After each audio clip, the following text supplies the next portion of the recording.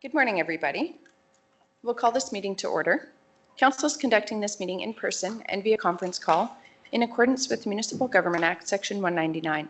Council chambers is open for public attendance in person. However, councillors and members of the public may still join meetings remotely using our current teleconference process. The chair may ask for comments and concerns from the public relating to a particular topic.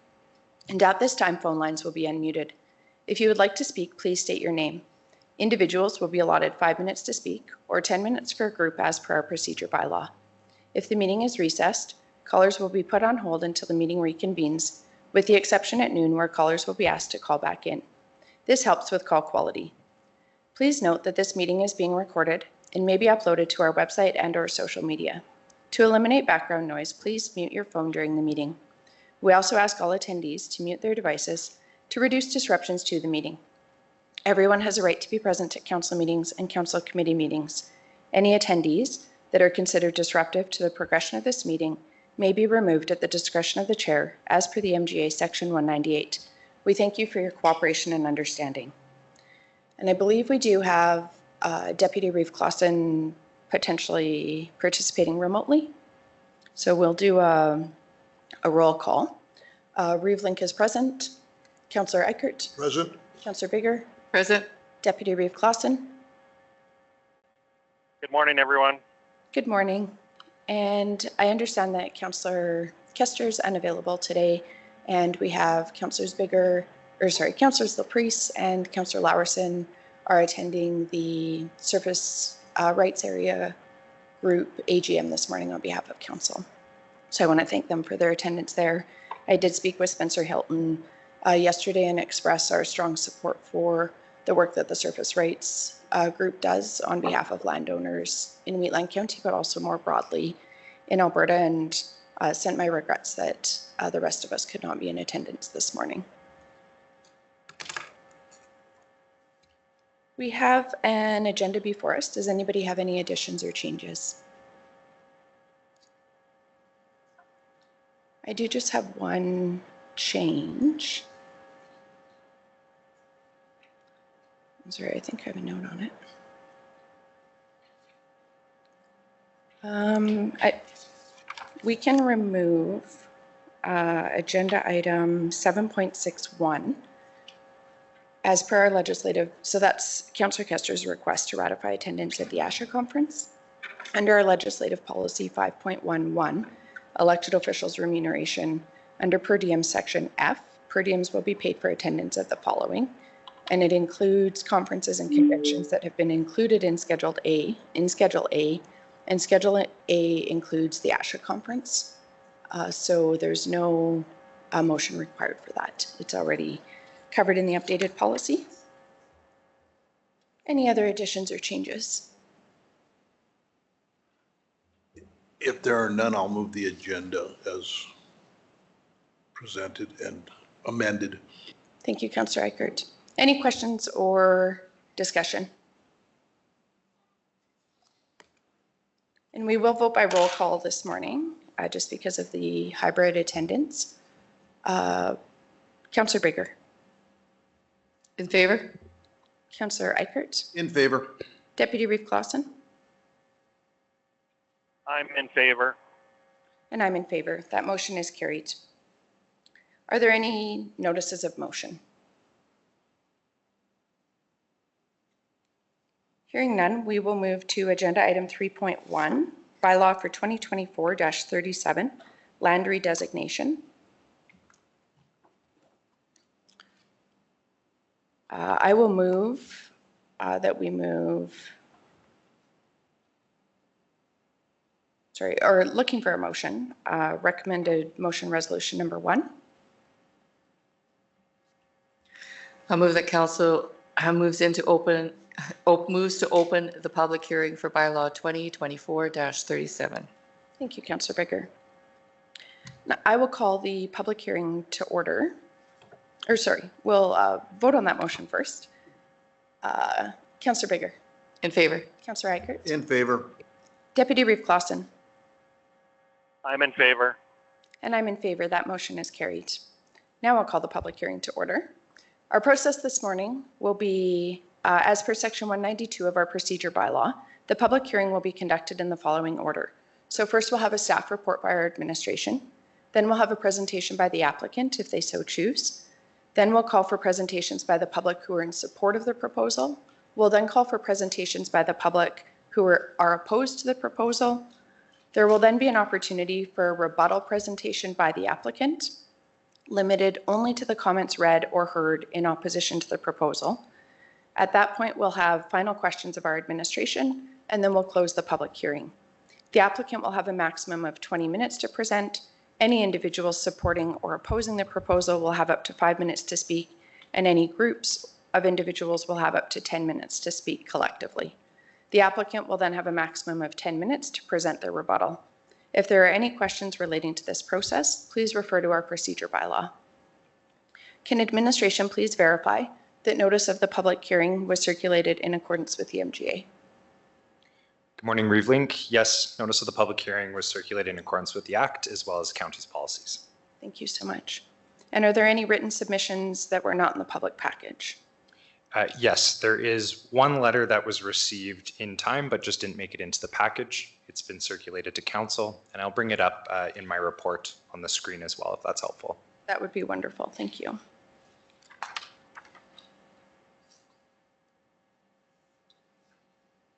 Perfect. We'll just ask that anybody who's speaking during the public hearing, please state your name and address for the record. Good morning. Go ahead.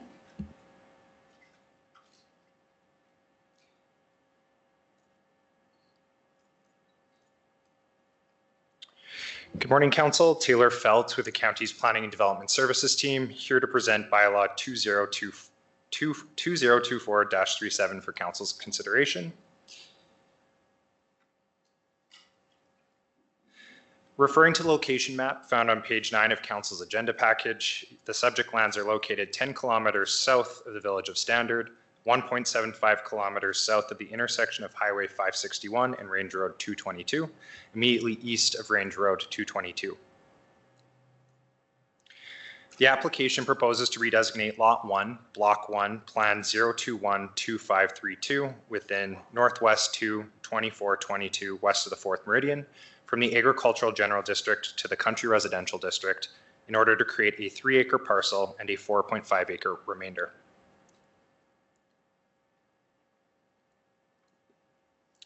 The land is developed with a dwelling, shop, several accessory buildings and granaries, and private on-site water and wastewater servicing. The lands surrounding the site are predominantly used for agricultural purposes, with farmsteads and residential developments immediately north of the site and across Range Road 222 to the west.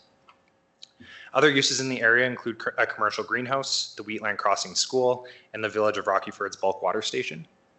It's not expected that the proposed land use redesignation will interfere with these existing land uses.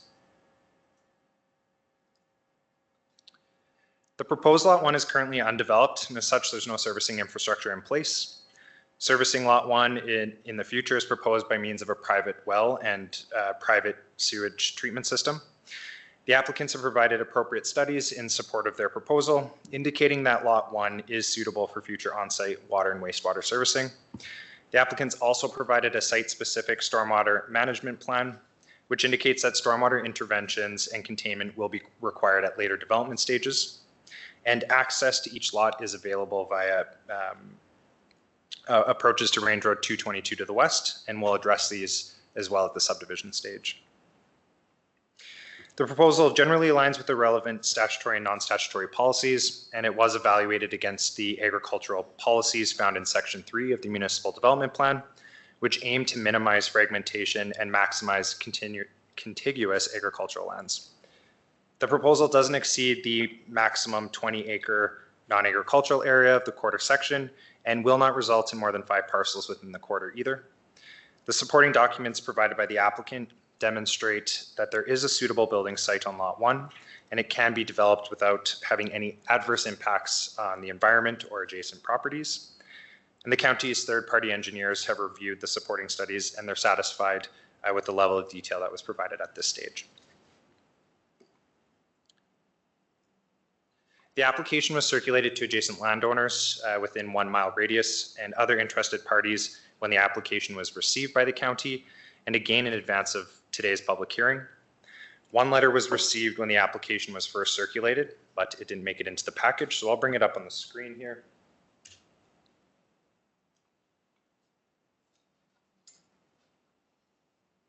Again, the letter was also provided to council. If council would like me to read this letter into the record, I can do that.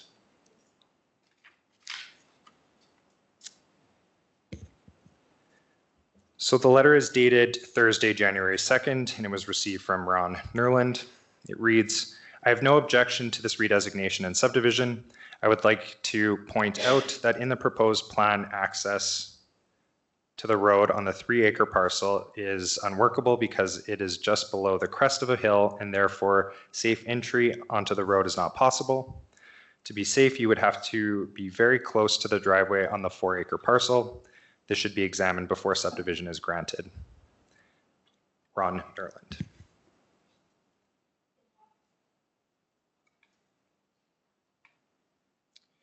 And with that, administration is making the recommendation that council grant all 3 readings of bylaw 2024-37. That concludes my presentation. I'd be happy to take any questions. Thank you. Any questions from council? Okay, I'm not sure this is the right place to bring this up because I think this has to be a committee of the whole discussion. But as I just read the land use bylaw, we allow on these subdivisions, or we allow pump in and pump out. That is a land use. So why do we require the applicants to spend, they have to get a private sewage treatment system assessment. They have to get a, So I'm just gonna and I'm ask you to just, pause. So we're just on the public hearing for well, I know, but this application. I know, but if I don't bring it up now, I think this has to be discussed because we're causing these people excess amount. It's a $5,000 bill at least for every subdivision you do in order to prove that. So I I'm not have to ask. suggesting we limit the conversation, but I think it's best that we don't have it within the public hearing for this application, Okay. following consideration of readings for this application. And I would look to administration for advice, but I think it would be best to address it or perhaps put a follow-up, like you said, an inquiry to have it brought back to committee of the whole for administration Is that to, after this public hearing? yeah, I think After after it's- consideration of these Okay. readings. Fine. I think you could make an argument that it's tied to this agenda item in the sense that we do require studies for consideration at redesignation, but just not during the public hearing. I would Okay. like to administration. Are there any questions regarding the presentation by administration specific to this application? I was just curious if the county looked into the letter, the concerns they have, and feel that they've, that it is in the right spot for the entry? Through the chair to Be Councillor addressed. Bigger, we did review where the approaches are currently situated. The county's transportation manager also had a look and noted that they will require upgrades, but generally that there were no safety concerns with its current location. Okay. Thank you. Any other questions regarding the application? We'll now open up an opportunity if the applicants would like to present.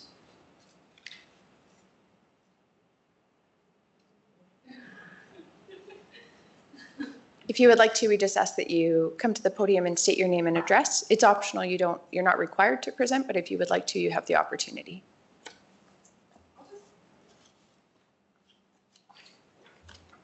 Good morning and welcome.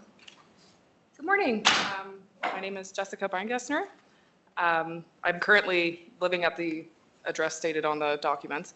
I just want to say we just have intentions to redesignate and subdivide the land just so that we can, it's my father's land right now. We'd like to redesignate and subdivide so that we can move our family out there and hopefully buy a house. We've got some small kids that are in school and do some sports out in Standard and kind of keep the family close is kind of our idea of it. But I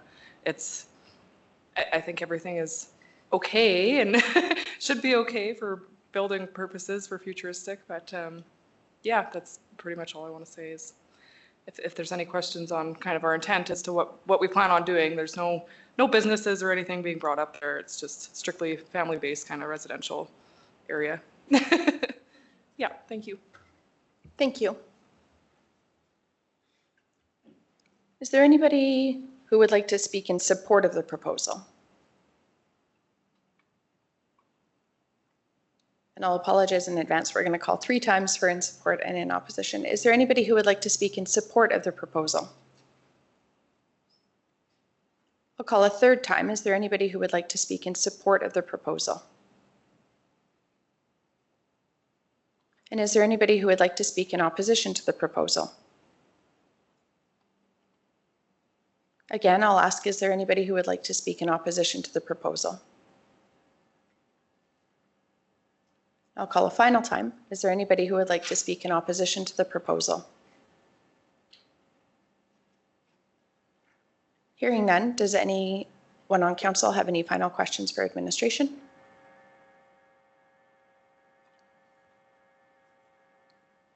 Not hearing any, looking for a motion to move to close the public hearing for bylaw 2024-37. I'll move that council moves first reading of bylaw 20, Sorry, first we just need the motion of the resolution. to get out of the, Yeah, to close. that council moves to close the public hearing for bylaw 2024-37. Thank you, Councillor Bigger. And we'll call the vote, a roll call vote. Councillor Bigger, Favor? Councillor Eichert, In favor. Deputy Reeve Clausen, In favor. and Reeve Link is in favor. That motion is carried. Now looking for a motion for first reading. That council moves first reading of bylaw 2024-37.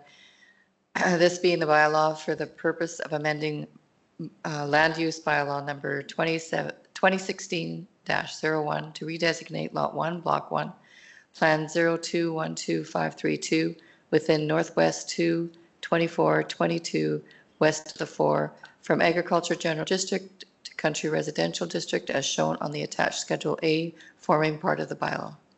Thank you, Councillor Bigger. Any questions or discussion on the motion?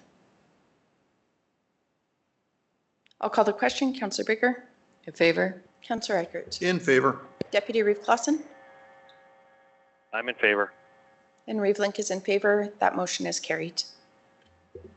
I'll move that the council moves second reading of bylaw 2024-37. Thank you, Councillor Eichert. Any questions or discussion on the motion? I'll call the question. Councillor Bigger, In favor? Councillor Eichert, In favor. Deputy Reeve Clausen, In favor. and Reeve Link is in favor. That motion is carried. I move that council grants permission to hold third and final reading of bylaw 2024-37. Thank you, Councillor Bigger. Any questions or discussion? I'll call the question. Councillor Bigger, In favor? Councillor Eichert, In favor. Deputy Reeve Clausen, In favor. and Reeve Link is in favor. That motion is carried unanimously. I'll move the council moves third reading of bylaw 2024-37. Thank you, Councillor Eichert. Any final questions or discussion?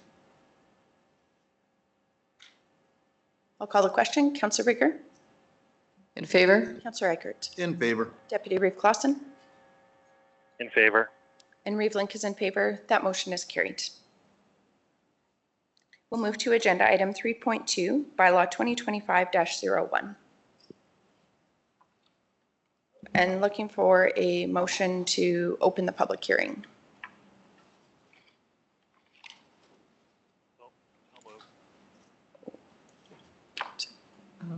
We don't? Oh, right. I apologize. My apologies. This bylaw does not require a public hearing. Thank you. Please proceed. Thank you very much. Good morning, Council. It's Corey Adamson from Administration, here to present the proposed signing authorities bylaw, found on page 19 of the agenda package. The proposed bylaw itself begins on page 22. So each year during the organizational meeting, signing authorities must be set. This particular bylaw intent will be to prevent the need for having to approve those signing authorities each year, and also extend a broader sense to the aspect of signing authority that is delegated by council to the CAO and ultimately to staff. So while the CAO bylaw does provide delegation authority, this bylaw refines that portion of the authority for signatories and ensures consistency. This bylaw seeks to reduce risk and administration and increase accountability by signatories by setting a clear high-level guardrails. Some of the key provisions noted in the bylaw are methods of signatures that can be used depending on what they're needed for, the validity of the signature, especially digital signatures, role-based tolerance, and delegation. And of course, it specifically defines signing authorities for multiple document types that could be within the county. And that concludes my presentation. Available for any questions you might have. Thank you. Any questions regarding the proposed bylaw? Council's wishes. I move that council moves first reading of bylaw 2025-01, this being the bylaw for the purpose of establishing and designating signing authority for the Wheatland County documents and to provide for delegation of signing authority in accordance with the Municipal Government Act. Thank you, Councillor Bigger. Any questions or discussion on the motion? I'll call the question. Councillor Bigger. In favor? Councillor Eichert. In favor? Deputy Reeve Clausen. In favor. And Reeve Link is in favor. That motion is carried. I'll move that council moves second reading of bylaw 2025-01. Thank you, Councillor Eichert. Any questions or discussion? I'll call the question. Councillor Bigger. In favor? Councillor Eichert. In favor? Deputy Reeve Clausen. In favor. And Reeve Link is in favor. That motion is carried.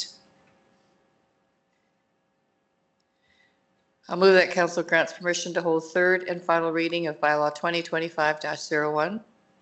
Thank you, Councillor Bigger. Any questions or discussion? I'll call the question. Councillor Bigger.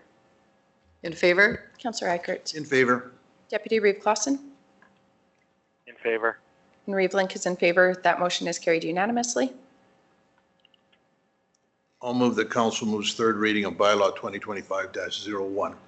Thank you, Councillor Eichert. Any final questions or discussion? I'll call the question. Councillor Bigger.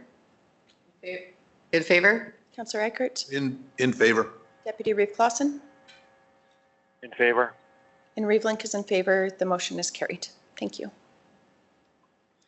We'll move to agenda item 3.3, Development Permit 2024-142. Good morning.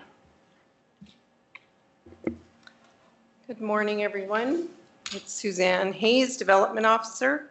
This application begins on page 27 of the agenda package. It is for a light industrial business for sales and distribution of used auto parts. On page 33, we have the location plan. It is located approximately 2.8 kilometers southwest of the town of Strathmore, 2.4 kilometers west of Highway 817 on the north side of Township Road 240. Excuse me. On page 36, the application was circulated to surrounding landowners within 1 mile. We did not receive any responses. We circulated to agencies, to the WID, provided a response. They said the Western Irrigation District has no concerns with the development permit application. They did provide a subsequent response. They said an addition to the initial response is that all personal belongings, equipment, and access be contained within the property boundaries of the applicant. No use of WID land is authorized without an agreement in place. Staff have added this comment as an informative note, which I will show you when I review the conditions. Internally, Fire Services said the proposal will require a fire inspection be completed. The Manager of Operations said there are no upgrades required to the transportation network, and Planning made comments as to how the proposal aligns with the objectives of the MDP. Some details, I'll show you the site plan and aerial photos. So the The application is for a sales office and distribution center for used auto parts to be located in an existing office building and warehouse on an established site. The facility will focus on sales and distribution of used, refurbished, and recycled auto parts. Dismantling of vehicles will not occur on this site. It will take place at the affiliated location in BC, so there will be no hazardous fluids, noise, or odor. The site is currently used for a workplace-related training center. A traffic letter was provided in support of the application, and the report acknowledged that the existing training center has shifted its business model. Therefore, fewer vehicle trips are generated during peak hours. For the proposed auto sales business, the trips generated by staff and visitors represent a decrease in peak hour traffic. No upgrades to the adjacent road network are required. Page 37, we have a few photos of the existing buildings where the offices and warehouse will be located. And we also have a photo of the road, the access road and the access in, and you can see there is a mature shelter belt along the road there. So staff's recommendation is found on page 27. We have a list of 12 conditions, so these bullet points are not numbered correctly. As you can see, they kind of started over, and there should be 12 conditions. I'm going to go to the proposed conditions to show you where we've added the note.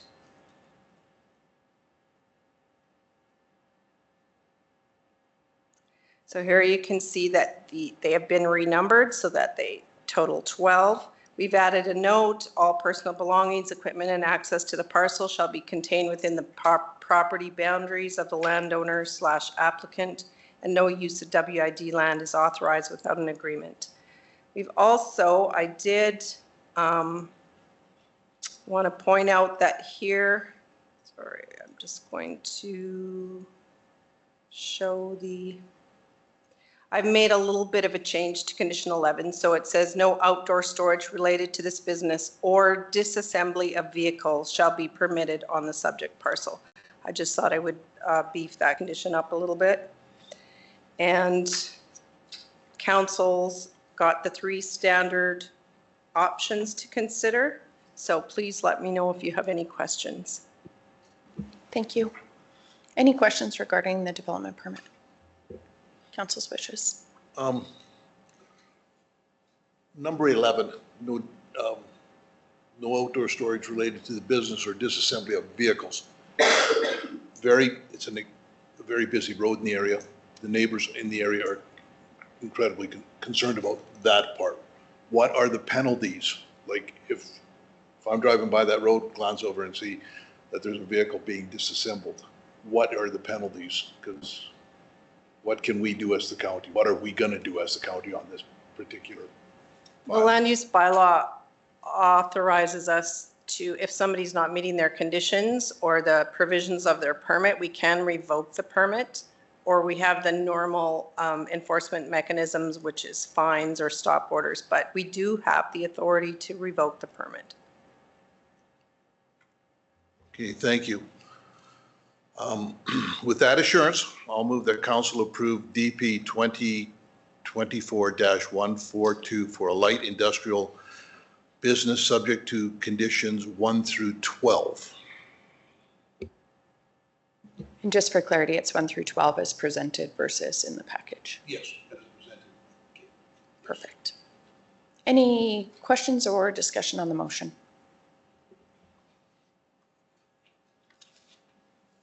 Hearing none, I will call the question. Councillor Baker? In favor? Councillor Eichert? In favor. Deputy Reeve Clausen? I'm in favor. Reeve Link is in favor. That motion is carried. Thank you. We'll move to agenda item 5, consent agenda. Council's wishes.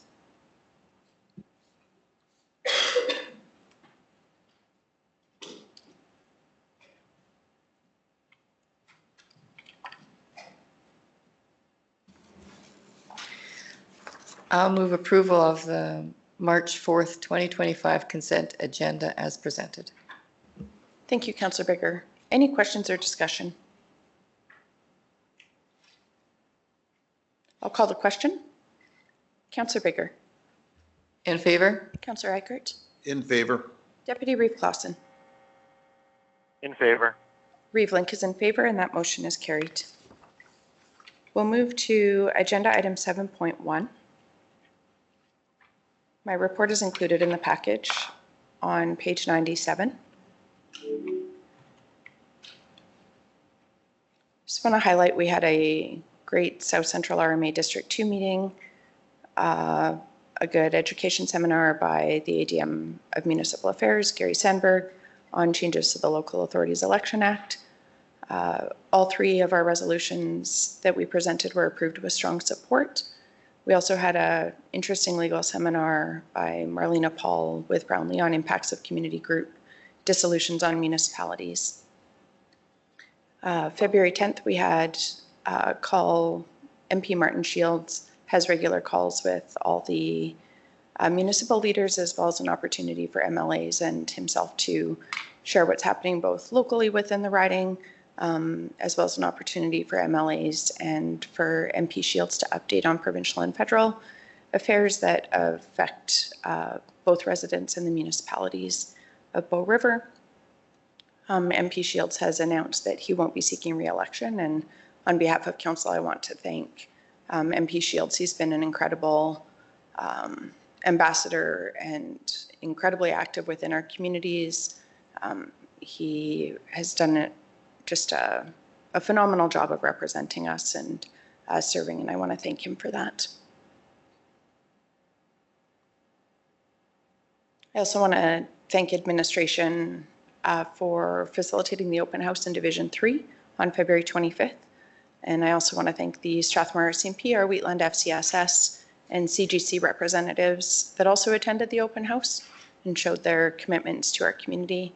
I also want to thank the ratepayers and business owners that attended as well. I think it was a great opportunity for questions to be answered and for information, both for us to get information from ratepayers and business owners, but also for them to, it was a great opportunity for them to have questions answered directly by our staff and have them sort of all in one place, our whole team.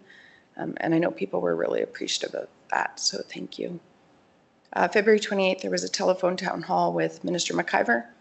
Nothing earth-shattering. There was multiple questions about infrastructure funding and just the staticness of FCSS funding. I would say the majority of questions were around the local government fiscal framework, and infrastructure funding was the primary topic. With that, I will move that my report be presented as accepted, and I'm happy to answer any questions. If there's no questions, I will call the question. Councillor Bigger. In favor? Councillor Eichert. In favor. Deputy Reeve Clausen. I'm in favor. Reeve Link is in favor. That motion is carried. We'll move to agenda item 7.2. Deputy Reeve Clausen. Hello. Page 99, the agenda is my report. Other than my spelling mistakes, I want to highlight just on February 24th, I had Councillor Eichert and myself went up to Lyalta Community Hall. We looked at their future plans for expansion, including a parking lot, soccer pitch, and a four-season court. They will be coming to us in the near future here with some upgraded plans and some possible donation of staff time and equipment. I ran it through, talked to our CAO briefly about it, the process for that, so it will be coming to council in the future. I'm happy to take any questions. If not, I will move my report as presented. Thank you, Deputy Reeve Clausen. Any questions? If not, I'll call the question. Councillor Bigger. In favor? Councillor Eichert. In favor. Deputy Reeve Clausen. I'm in favor. Reeve Link is in favor. That motion is carried. We'll move to agenda item 7.3. Councillor Bigger. My agenda is on, my report is on page 101. I have pretty much nothing to add to it. Appreciate the open house in Carsland. It was good to see people come out, and I too was happy to see CGC and WFCSS and the RCMP come up. Thanks for everybody that came out, and with that, I will move my report as read, as presented. I'm going to apologize. I just realized that I missed agenda item 7.3. So just maybe if you would withdraw your motion. Sure. And perhaps if we could contemplate a motion to accept Councillor Lapris's report that is on page 100. I'll move that we accept Councillor Priest's monthly report as information. Thank you, Councillor Eichert. And I'll just ask if there's any questions regarding the reports for the councillors who aren't here, if we could just maybe table those until our next council meeting when they're in attendance. I'll call the question. Councillor Bigger.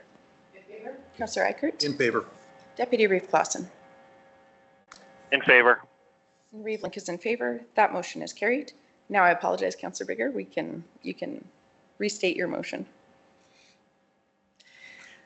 I'd like to move my report as presented. Thank you, Councillor Bigger. Any questions or discussion for Councillor Bigger? Hearing none, I'll call the question. Councillor Bigger. In favor? Councillor Eichert. In favor. Deputy Reeve Clausen.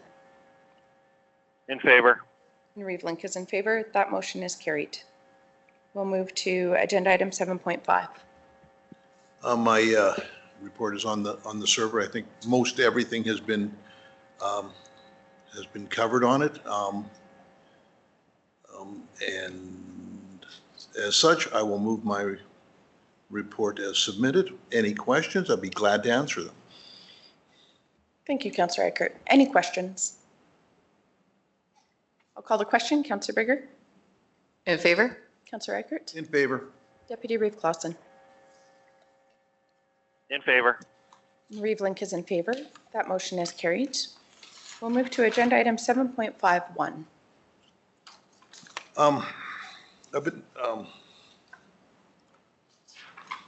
I've got it highlighted or set as the Wheatland Foundation. It's an idea, and I'm asking council to maybe consider it. I'll quote James Madison, who says, "Charity is no part of the legislative duty of government," and this is one of the things I struggle with. An example, like the Wheatland County Food Bank does immeasurable good, but I don't believe it is up to 7 councillors to decide if monies we take from the ratepayers should be used to fund the food bank. It is far better that individual ratepayers are allowed to spend their own money on what they believe to be worthy charity, and if at all possible, get a tax break in the process. Individuals are better at spending their money than the government. So I'm not sure that. So I've got these questions like, can the county issue tax deductible receipts for if a ratepayer were to sponsor or were to contribute money to any amount of different charities in the in our municipality and in the surrounding municipalities. And I don't want it to be, I envision it that if it's at all possible, like, so we've got a situation where there's a lot of charitable organizations that need the money, and we have businesses and individuals that want to give the money, or would be willing to give the money. And it just makes so much more sense that that they could get a tax receipt to give the money, and then that could be theoretically the end of the deal for them. They give the money to this foundation. 2 or 3 people on a board could just sit there that would be volunteer, would divvy up the charities. With the amount of businesses that are coming into this area, do they, like, it would be I see it being as a time-saving event for them in the fact that they could just, like, if I say a business from Origin Business Park were to come into the area, they want to help the area. But in order to try to sort out who they're going to give their money to, that might be an onerous task, whereupon if there's a foundation there that they can give their money to, get a tax receipt for it, and then that money could be spread out to the charities, or the business could maybe earmark where they want that to go. Like if it was a business in Origin Business Park and there was a charity in the Cheadle area that they might just want to earmark that money. It just makes more sense to me, and it's easier for me to swallow the fact that we do this, that we set up, explore the possibility of doing something like this, as opposed to just taking in more tax money and then giving out. I understand why businesses do it. It's way easier to get $40,000 from the county than it is to get $5,000 from each county resident. So I understand that I just think that we have to figure out how do we encourage community through the whole area as opposed to, and it might not be possible. So this is why I'm just looking for, I'd like some discussion on this. I think it's a good idea, but. So I love this idea. I think in order to consider executing it, if there's support from the majority of council, I think what might be best is, rather than asking administration questions today, if we were to contemplate a motion directing administration to explore the parameters of setting up a Wheatland Foundation with a volunteer-run board.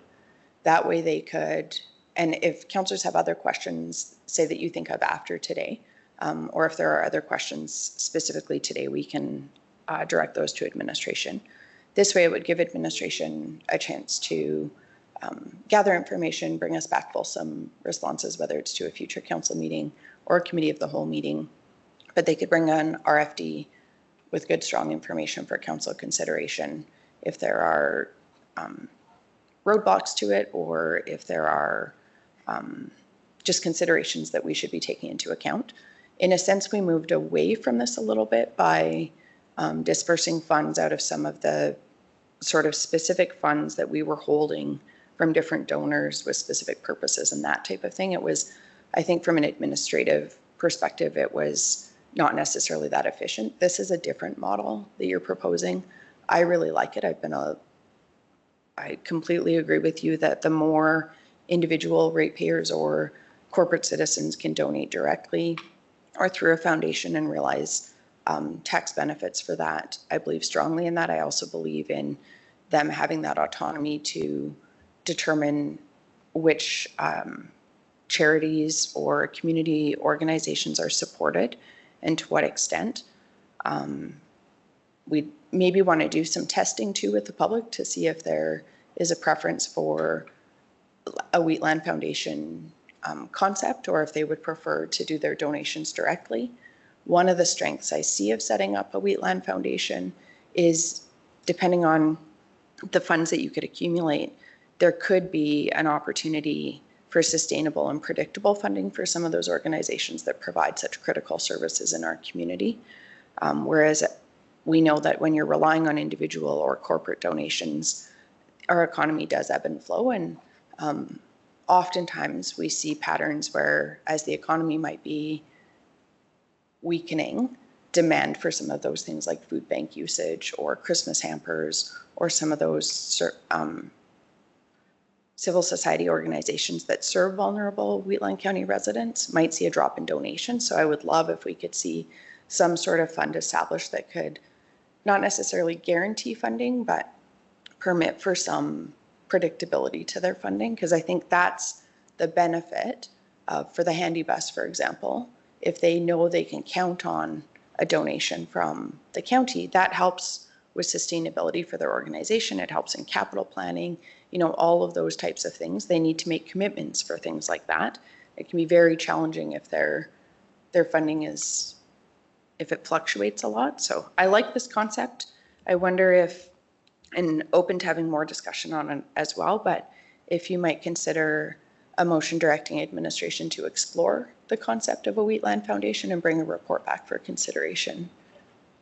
Certainly, because I know there's all sorts of stuff that I have not been able, like, that I cannot envision. And it might be more pain than it's worth, but I envision that this could open up a huge, you know, could support the community at large. And people are basically good. They want to get behind projects, I believe. So it just that we've sort of become so insular in our day-to-day life that if we can do something like this, I'm more than willing to have have administration look at the parameters of what could and could not be done in this operation. So. Councillor Baker, Deputy Reeve Clausen, do you have any thoughts? I any absolutely questions? love this idea too. I find that everybody gets, you know, can you donate to this? Can you donate to that? Can you donate to this? And it's a few dollars here, a few dollars there, and it wears on the residents or wears on the donators. So giving a lump sum and having that a good tax write-off is it makes total sense. And the fact that it's a volunteer board, and I love that idea too, that this would be resident, but maybe not resident run, but coming right from the residents, and a model that would be, it would help with in a lot of areas, different things. So I hope we can do it. Do you need a motion to, or Tom, are you willing or ready to Well, make I a? don't know, maybe, Oh, thank maybe Scott wants. Deputy Reeve Clausen, do you have any thoughts you'd like to share at this point? No, I'm happy to support this idea and explore it and see how we can do it. I think it's time for this. We see declining volunteerism in a lot of things, and like both of the councillors have said, everybody keeps asking for the same things over and over again. We have some big corporate sponsors in the area. If we can facilitate or be the corridor for funds, I think that's the best way we can do it. Thank you, Deputy Reeve Clausen. Councillor Eichert, do you want to contemplate a motion? Yeah, I'd like to make a motion to direct administration to direct administration to look at the pros and cons of setting up a wheatland foundation for the issuance of tax receipts to charitable organizations in the county and in the surrounding municipalities. Does that work? Could I suggest you shorten it just a little bit, just to direct administration to explore a wheatland foundation? Perfect. Yes. And then we can, that would include pros and cons and issuance of tax receipts. I think it might include a lot more than that. Right. I'd be curious on things like administrative capacity that we might anticipate, how much capacity it would require to facilitate something like this. Yeah, just leave it a bit more open to administration to bring that. All of the discussion that's been included today.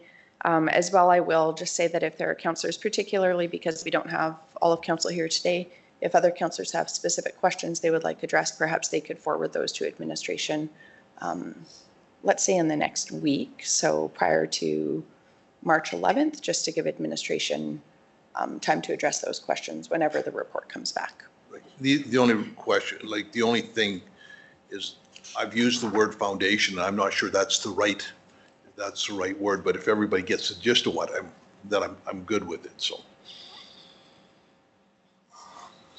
I'll direct administration to explore a wheatland foundation and bring a report back to council's consideration. Perfect. Yeah, administration has captured that really well. Thank you. Any questions or discussion on the motion? If not, I'll call the question. Councillor Bigger. In favor? Councillor Eichert. In favor. Deputy Reeve Clausen. In favor. And Reeve Link is in favor. That motion is carried. Would administration mind just sending an email to all of council with the motion and requesting that any questions be advanced to administration prior to March 11th? Thank you. Let's move to agenda item 7.6. Councillor Kester's report is on page 104. Motion to accept for information. I'll make that motion. Thank you, Councillor Eichert. Sorry, Deputy Reeve Clausen. I was just trying to get a motion in there. That's okay. Oh, maybe 7.7. Any questions on the report? Again, I'll just ask if there's anything specific that we can bring it to the next council meeting that Councillor Kester is in attendance. I'll call the question. Councillor Bigger. In favor? Councillor Eichert. In favor. Deputy Reeve Clausen. In favor. And Reeve Link is in favor. That motion is carried. For 7.7, there's no report from Councillor Lawerson in the package, and he won't, or was it, it was circulated to us, right. So council has a copy before them. Motion to accept for information. I'll make that motion. Thank you, Deputy Reeve Clausen. Any questions? I'll call the question. Councillor Bigger. In favor? Councillor Eichert. In favor. Deputy Reeve Clausen. In favor. And Reeve Link is in favor. That motion is carried. I wonder if we want to, we have a 10 o'clock appointment, and just before we get into administration reports, we also have a 10:30 appointment, but I see they're here as well. So perhaps if we could take maybe a 5-minute recess and reconvene at around 9:56, and we could start with our 10 o'clock appointment if she's ready. So I'll just recess the meeting until 9:56. Thanks, everybody. Good morning. We'll call the meeting back to order. I would like to welcome Debbie Wakelam, Wheatland County's member at large on the Wheatland Housing Management Body, to present her report. Good morning and welcome. Good morning, Council. Debbie Wakelam, member of the Wheatland Housing Board, member at large. I would just like to say firstly, at the February 20th meeting, after the sudden passing of the Wheatland Housing member Len Vormans, recognition was given by fellow board members for his longtime service and dedication to the board and on the building committee. My report for January 16th from the regular meeting, business arising from the minutes. I've had lots of questions regarding different items and the following resolution action. The first one was motion 44-1103, and this is regarding the strategic plan. And my questions were, when will it be done, time required, and the cost, as strategic plans are very vital for any organization. The current plan is in effect through till 2025, so it ends this year. Strategic plan quotes from a consultant would be sent out by CAO Vicky Cook, and it will require several days of time from the board members with a consultant. So those answered my questions. Next question was regarding the board report land title transfer. I asked if the hospice is currently on land title. No, it is not. Wheatland Housing Management Board Chair Glenn Kester went to the Town of Strathmore Council meeting on November 20th, 24, with a delegation from the Wheatland and Area Hospice Society to make a request for inclusion of the hospice onto the land title transfer. A letter, I also asked about the AHSPP grant, and a letter of title transfer of land was sent with this grant application. As these were questions and discussion points, no motion for change was made. The intention of my requests are for information and for asking questions for clarification and accountability, as there is no motion resolution number for this action. Wheatland Housing Management Board is established as a management body by the Alberta Ministry of Seniors, Community and Social Services. Wheatland Housing Management Board is regulated by the Alberta Housing Act, Management Body Operations and Administration Regulations. Under this ministerial order, each member of the board is entitled to deal with all matters arising from policies and programs, operation and administration of the management body. So complete minute meetings will be posted on the Wheatland Housing Management Body's website. Attendance at the ASHA convention, or the Alberta Seniors and Community Housing Association. The convention is on March 31st to April 2nd, and this was discussed. Registration is now complete for 2 staff and 3 board members to attend. And I will be one of the ones attending. ASHA is excited to announce Daniel Lewis, described in testimonials as human caffeine. Think about that, human caffeine, invigorating and stimulating and energizing, just something exactly what the housing board needs, all housing boards need. He will be the opening ceremony's keynote presenter, and as it is the ASHA 60th anniversary Home for Housing Convention this year, it should be a really good time. As a previous longtime ASHA member, I am very pleased to be attending, and I thank Council for that. There is no greater value in networking with one's peers. Also, the wealth of knowledge and visionary information shared by keynote speakers, industry leaders, and government representation are invaluable. While it is okay and necessary to build for current housing needs, forward thinking and new ideas generated by the speakers will be relevant for future generations requiring housing. And as we all know, the baby boomers, most of us, it's going to be a very big housing need. And they also have to also meet their unique needs. So I'm very excited to be going to this ASHA convention, and next month's report will be very fulsome. Thank you. Thank you very much. Are there any questions regarding the report? I realize you're not on the building committee, but does the building committee give a report to the deal? The reason I ask is, I'm just. No. No?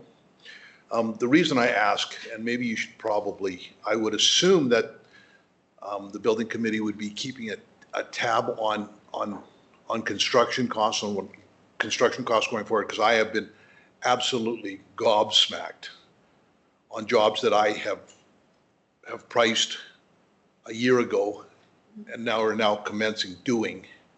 And I mean, it's theoretically, theoretically, the price increases that I am experiencing across the board,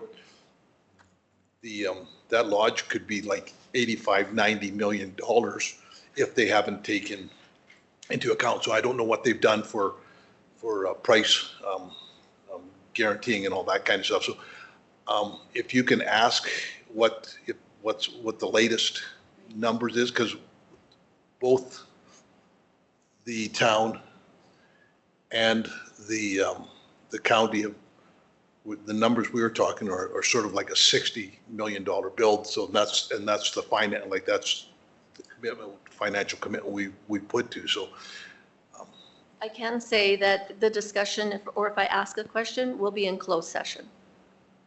So I won't be able to answer.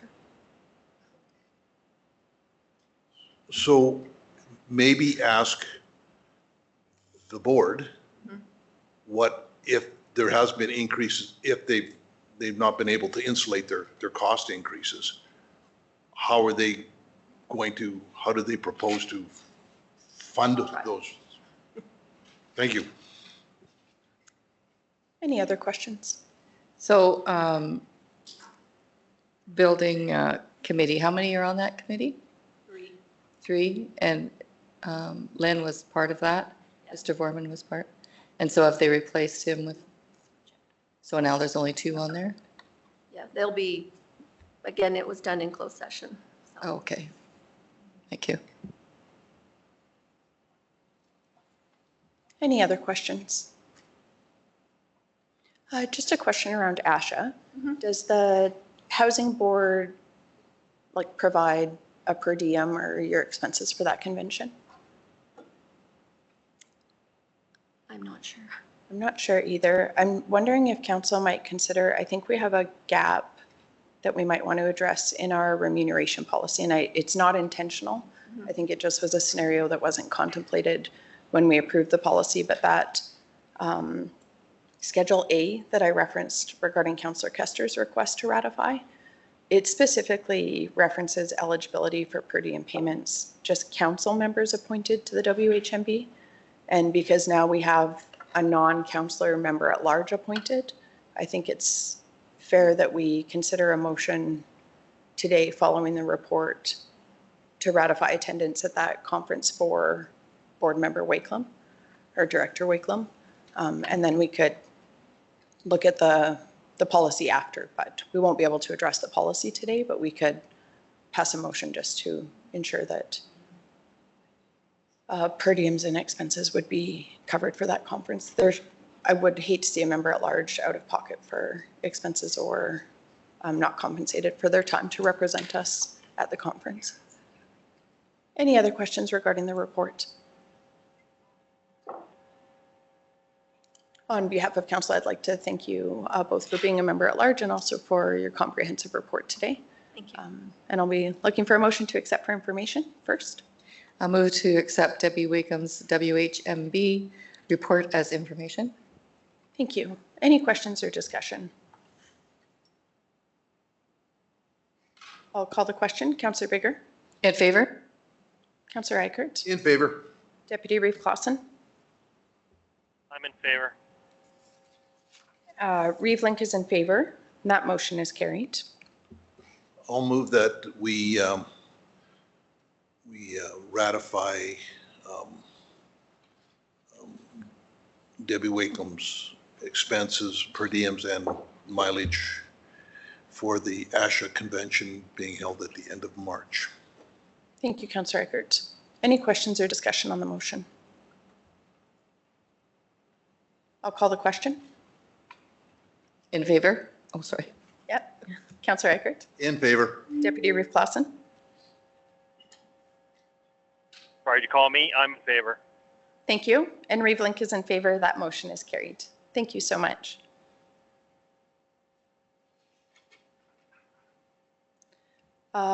We have a 10:30 appointment with Strathmore RCMP, and they are in attendance and open to presenting early. So I'd like to call on our Strathmore RCMP representatives. Good morning. Good morning, Your Worship, members of council. I guess all of my comments will be made through the CAO or acting CAO through the chair, and to the rest of council for the remainder of the presentation for efficiency purposes. I'll be here to present to you the Q3 report of our annual policing priorities for Strathmore rural policing, more particularly focused on other rural areas, which includes Wheatland County. We have here part of the package, part of our, regular communication through our operations strategy branch. But if we could move more specifically to the Strathmore rural policing report for Q3, which covers October 1st, 2024 to December 31st, 2024, and I can provide an update with respect to our progress in relation to our policing priorities, that being the reduction of property crimes, enhancement of traffic safety, and community engagement within our rural areas. I guess maybe that might be it for me to do here. Here we go. So for our priority number one, with respect to property crimes, again, as an update to seek reductions from our 6-year historical averages with respect to break and enter, theft of motor vehicles, and theft from motor vehicles. We're still continuing a number of strategies to achieve those goals. The first, which we seem to be getting the most traction and positive results through, is our habitual offender management program. And as described before, these are the people that we're aware of in our communities that to create the most issues with respect to crime and public and issues that most disrupt the public. Within Q3, we were managing and keeping an eye on 17 habitual offenders, which includes one problematic property. And I've laid out for council, without going to each one, the results of our dedicated checks with each of these offenders locations where we're looking after them, as well as a problematic property. I can say that within Wheatland County, we had 2 habitual offenders that we're monitoring, amongst other 2 in Rockview County and 10 that are centered within Strathmore. For the most part, most of our offenders are in compliance with their conditions. We have seen some movement where offenders may be transitioning off of our habitual offender management monitoring program because their court order conditions may have come to a conclusion, which in some ways, if they're still in the community and they're still abiding by those conditions, is a positive move to ensure that they're maintaining a law-abiding lifestyle that's not of adverse effect to their fellow residents. We also do see people transitioning out of the community as well, depending on where they're, I guess, most suited to reside, and perhaps maybe in part as a result of our conditions checks. Again, our whole goal is to ensure that we're keeping an eye on those who we know that may be adversely affecting our communities and ensuring that they're abiding by a law-abiding lifestyle. Our hope is that we can set the reputation for Strathmore within the town limits and our rural areas that we manage safe communities, are interested in safety, and those who are not interested in I guess, following that mantra and maintaining a safe, law-abiding lifestyle don't necessarily need to be in our communities. We have persons who transition off the habitual offender management program into our persons of interest program, as well as others who we may be aware of. Excuse me, I skipped ahead here. May be aware of it in our community, and those people may not necessarily be on court order conditions, but they're people we're aware of who may have had a history of having adverse effects on communities. And again, our plainclothes unit is managing that program and keeping a close eye, again, with an eye to ensure that people are maintaining law-abiding lifestyles in our area.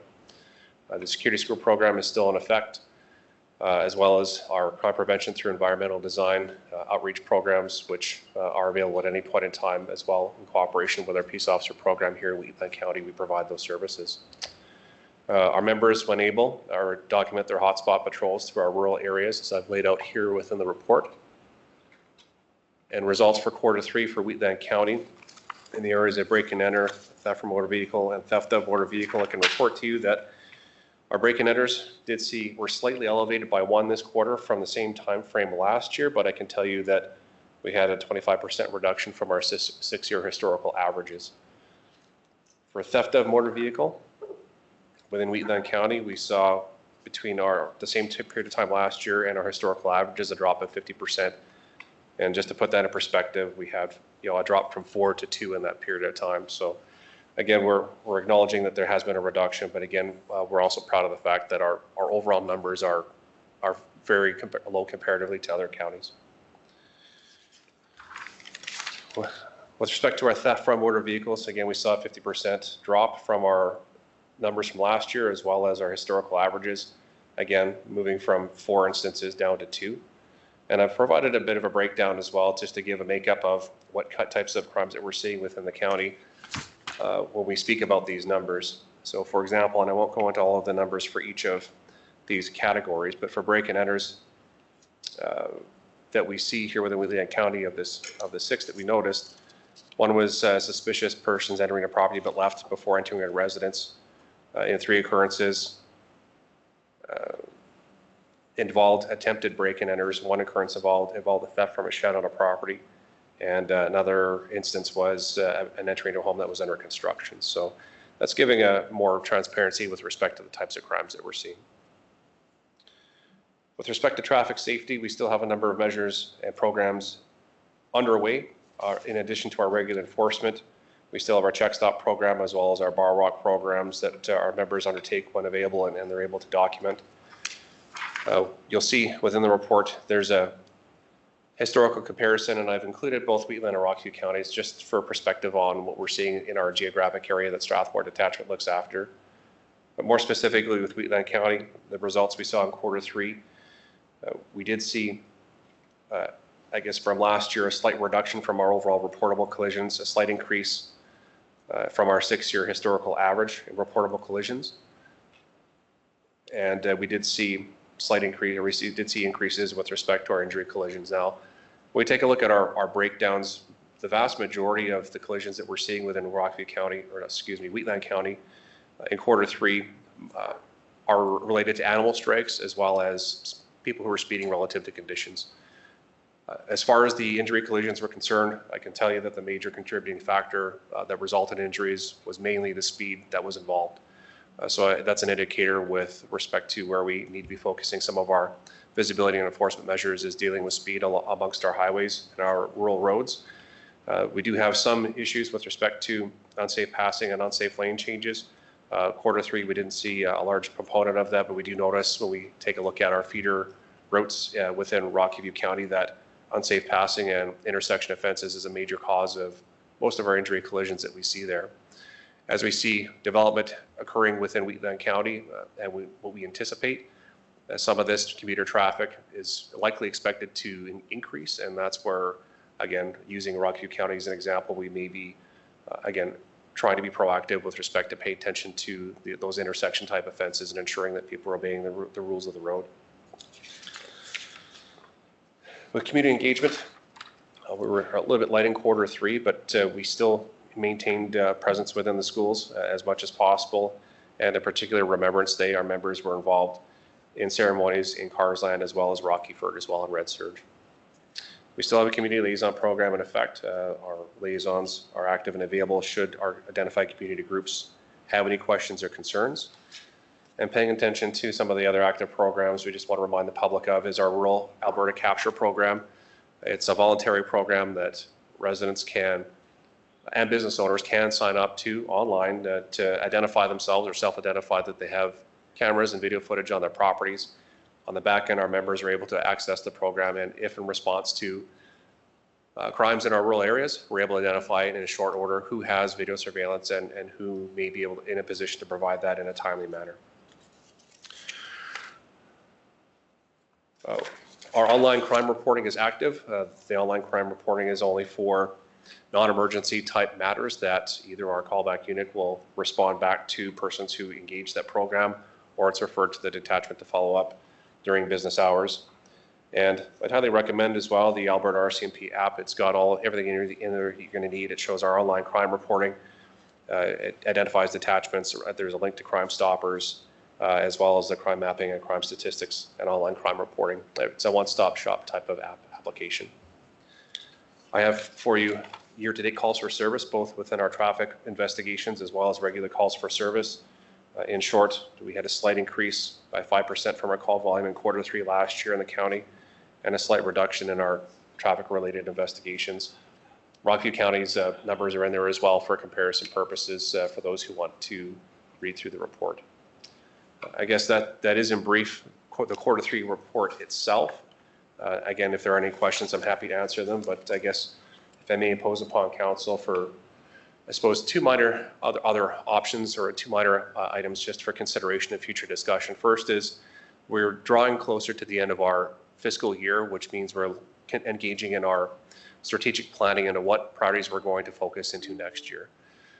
I would ask council perhaps to consider what thoughts and desires may be of your police service in the rural areas and what activities you would like us to focus on. I know that there may be a number of elements for suggested or requested that we'll obviously try to align within a strategic focus as we've been presenting on today and historically with council.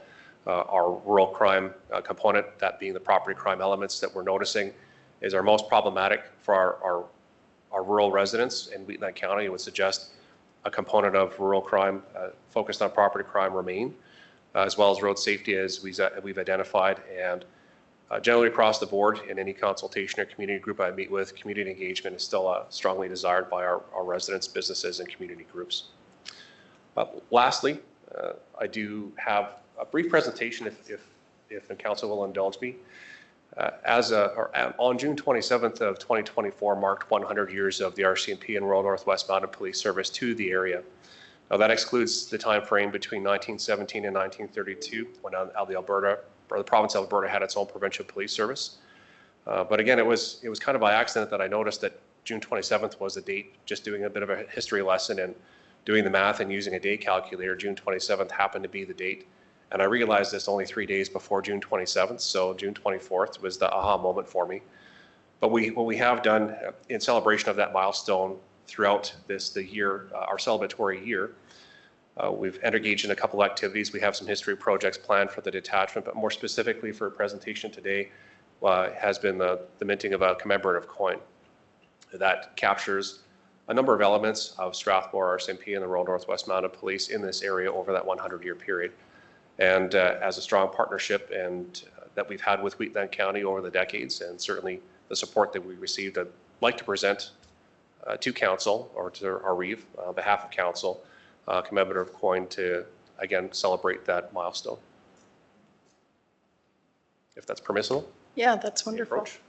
Perhaps we could just recess for a moment and you could present it to myself and council who's here, and Sure. maybe administration could take a photo to That celebrate the occasion. Yes, thank you. That concludes my report. If there are any questions with respect to our activities through Q3 or any other matter regarding public safety, I'm happy to answer them. Excellent. Thank you for the presentation. Are there any questions? So I guess in terms of the recommended priorities that were presented, do any councillors have any other thoughts for priorities that we should be communicating to the RCMP? Maybe it's just a question. Do you go into the schools quite a bit? Yes, we do. Do? Our members are engaged as much as possible. However, depending on their workloads, call volumes, and our resourcing levels, it has an effect. But it is a priority for us. We're involved and we're engaged with the school principals, and certainly we're available upon request at any time to provide presentations or any other public education type of requests that we can fulfill. Okay, thank you. Oh, and thank you for coming to the open house in Carsland. Yeah, absolutely. Thank you. So in this quarter, it indicated there were Strathmore members had 6 school visits in rural schools. And then I thought I read somewhere specifically about Wheatland schools. Might be remembering wrong. But you have visited specific schools in Wheatland County. Yes. Yes. Yeah, there's, I think, good coordination with the schools and with RCMP, and it's so important for youth to see you in non-emergency or sort of non-critical settings, just to develop that familiarity and trust with the RCMP. Any other questions? I have 2 questions, and one might be aspirational and maybe longer term, but I'm wondering, with the improvements in growing technology that the RCMP are utilizing, if there might be a way to take the data from the 5 detachments that serve Wheatland County and somehow aggregate that into a more comprehensive picture of crime, for example, in the county as a whole. I'm not sure if it's possible with existing technology, but I just think it would be nice to have, and not even on a quarterly basis, but potentially say annually, so we could make some year-to-year comparisons or year-over-year comparisons for the entire county. Not looking for an answer, but even if you could just take that back, maybe even to K Division. I'm sure there's other municipalities as well that are in provincial service agreements where that might be beneficial. That is something that's possible, Your Worship. Currently, I provide on a monthly basis statistics for Strathmore detachments area of Wheatland County. We can combine those reports and provide it to you on a monthly basis if that's something that is desired. All it requires is just a phone call to our operations strategy branch personnel that they can provide that reporting for me. And I guess suppose as the detachment, the largest portion of Wheatland County, I can include that in our reports if you prefer. One global Wheatland County crime report, as well as a contrasting report for, I guess, Strathmore comparison of what our share is. That's certainly something we can accommodate. I really appreciate the comprehensiveness of the reporting that your detachment does, and I like to see like the trends within your detachment area. And I don't want it to be arduous or take too much capacity, but if it's possible, if we could explore even doing it, say, on a quarterly basis or annually, where we get that more, if it's the wish of council. Just think it would be beneficial for our residents. Open to it? Yeah, if you could explore it and perhaps work with our peace officers and just coordinate that reporting, that would be great. The second isn't so much a question as an idea. For programs like the Capture program or the RCMP app, I'm wondering if we could help amplify some of that messaging through our communications channels just to increase awareness with Wheatland County residents. I know that video surveillance can be beneficial when there is a crime. And I think just awareness, the app is really convenient for knowing like what detachment area you are in, and just more information about policing. So perhaps following acceptance of the report, we could pass a motion just directing administration to perhaps work with the detachment to amplify some of the RCMP communications for our ratepayers, if that is aligned with your communications protocols.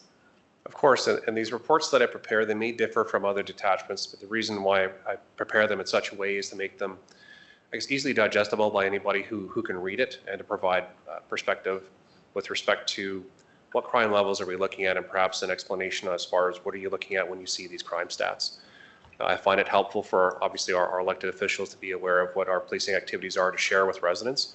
But again, these reports outside of the council packages that are advertised, they can also be added to any website as a link within the page itself, including our crime statistics, if that's something that might be easier for this region. I can tell you my time in Chestermere, we had 2 years worth of reports that were there and ready to go in real time basis once they were presented to council that could be accessed. I don't think they do it anymore, but again, all it does is it just takes a bit of time, but it's something that is available, and these reports can be released to the public easily. Yeah, and we do include them in our council packages. It's not necessarily the most easily accessible because you would have to go in and find the specific meeting, but even I'm envisioning just like a infographic type or short messaging around the capture program, for example, or the app, just to raise that awareness for our ratepayers. Any other questions or discussion? Motion to accept the report for information, please. I'll move to accept the presentation provided by the Strathmore RCMP Detachment representative as information. Thank you, Councillor Bigger. Any questions or discussion? I'll call the question. Councillor Bigger. In favor? Councillor Eichert. In favor. Deputy Reeve Clausen. In favor. And Ravelink is in favor. That motion is passed. And perhaps a motion, I'll move to direct administration to work with the Strathmore Detachment on communication of key RCMP programs.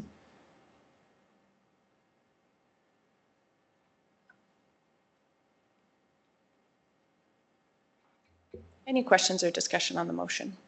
I'm thinking, I just thought about, because I'm involved in the construction business and the price of materials and all that kind of stuff. Could we, when we send out a building permit package, could we not just tag on the online crime committing? Because if these gentlemen don't know that material's being stolen, they can't sort of factor that into what, in order to stop these people. And there's going to be more and more theft. There's going to be more and more construction. So if we can just, I don't know if it's possible that when somebody applies for a building permit, a development permit, that just this online crime rule, that link is there just so that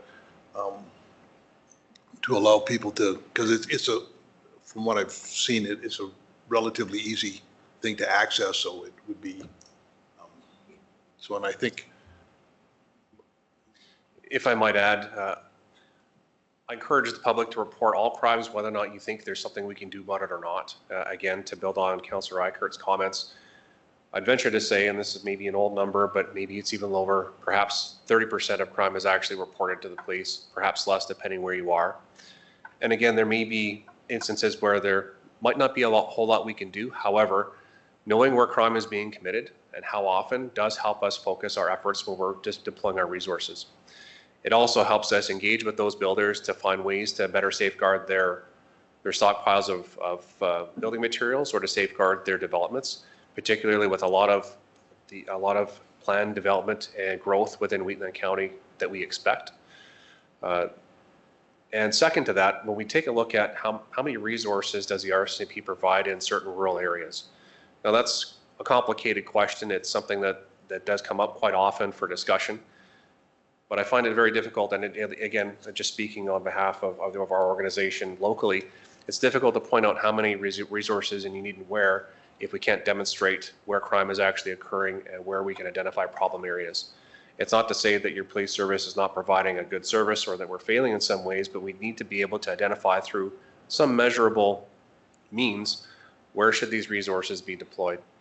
Unfortunately, at times it may be reactionary. However, if we're accurately capturing what our crime levels really are, that's where we need the participation and help from the public to make these reports. Again, I can't commit to being able to find a 100% suitable solution on every occasion, but it is important that we have this information flowing into us so we can direct our resources and identify areas where we might need more resources.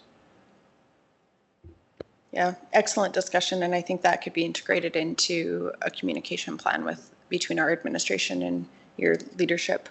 Excellent point, and I have heard, if there's, overall I haven't heard escalating concerns around rural crime, for example, or vehicle theft, but there has been some messaging, as you stated, from developers around material theft, and like you, I do encourage ratepayers to report regardless of if they think there's any sort of practical hope that there would be any sort of justice. But like you said, still really important to have those statistics, to know the mapping, to know where the crime is happening, and so that we have the policing capacity that is required given the actual crime. So do encourage our ratepayers to report, even if the probability of capturing the sort of the criminal is low. Yeah, really appreciate that, and I think it would be good. I like the idea of including it in development packages, so I think that's a great idea. Anything that we can do to make it easier to report the crime, I think, is a great initiative as well, and if we can share that, so. Excellent. Any other questions or discussion on the motion? I'll call the question. Councillor Bigger. In favor? Councillor Eichert. In favor. Deputy Reeve Clausen. In favor. Reeve Link is in favor, and that motion is carried. Let's take a 5-minute recess, and we can do the presentation of the commemorative coin, and then we will reconvene. Thanks, everybody. Good morning. We'll call the meeting back to order. Let's move to agenda item 8.11. We have CAO Henderson's report on page 107. Oh, okay. We can just wait a moment.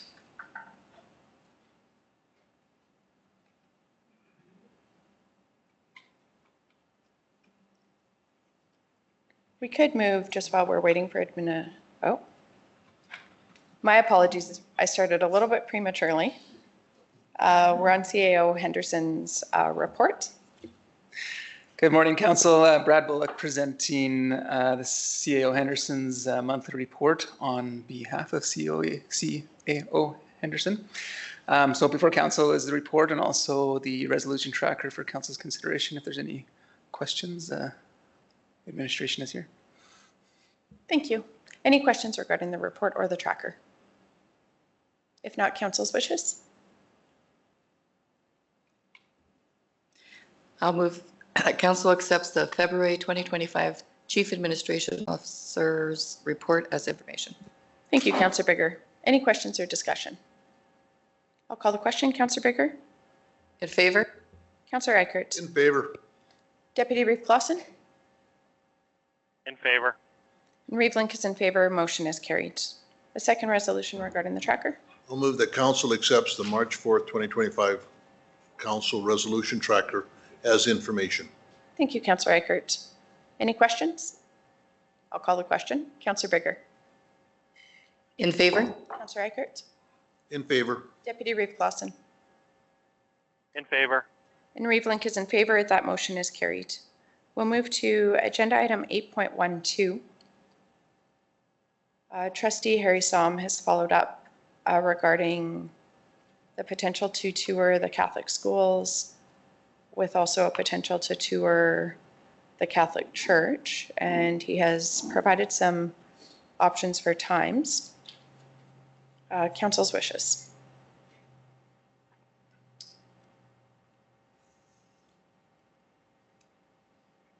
And then I guess just a point for discussion as well. Is there an interest in touring Golden Hill schools as well, or is it a specific interest to tour Christ Redeemer schools?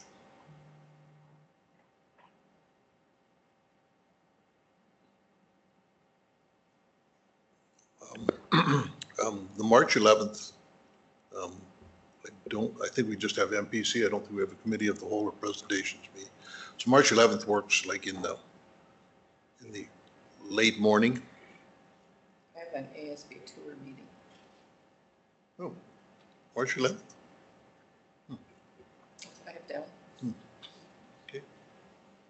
At what time, Councillor Bigger? It says 9:30, must be right after MPC. How long is it scheduled for? Say, I've got in here as leave till 1:30, but I'm sure it's not that long. I'm not sure I get that because I'm just the alternate, so. Oh. Yeah. 20. What's the other one? 25th works for me.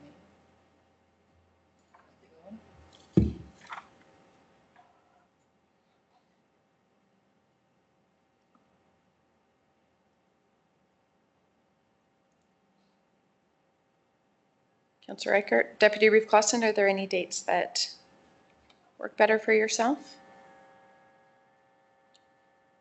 I don't have any preference.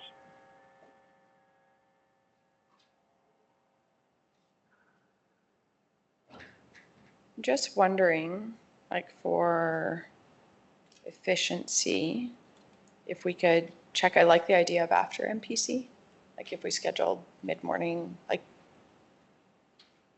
review the MPC agenda and see how heavy it is, and then if administration could try and coordinate, like do we want to look at potentially April 8th and inquire about Trustee Som's availability? Certainly.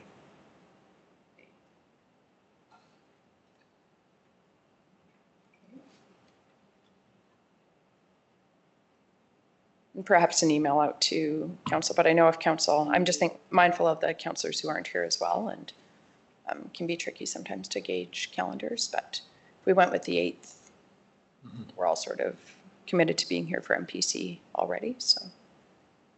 Yeah. Okay, so perhaps a motion to direct administration to explore April 8th following MPC. I will make that motion. That We maybe just won't say schedule just because we haven't inquired about Trustee Som's availability. I'll move that council direct administration to explore a tour of the Catholic school on April 8th following MPC, dependent on Mr. Som's availability. Perfect. Any questions or discussion on the motion? I'll call the question. Councillor Bigger? In favor? Councillor Reichert? In favor. Deputy Reeve Clausen? Favor. And Reeve Link is in favor. That motion is carried. Let's move to agenda item 8.13. Good morning, Council. Brad Bullock presenting the report regarding amendment or a proposed amendment to the Human Resource Policy 6.5.1, maternity and parental leave. So this update to the policy is in just regards to vacation payout prior to individuals going on maternity leave. The county does ask employees to use up excess vacation time prior to the end of the year. And so this would, whereas that's not always possible when people go on maternity leave, and that can't be paid out while they're on leave. And so this does help clear up that particular matter while they're on leave.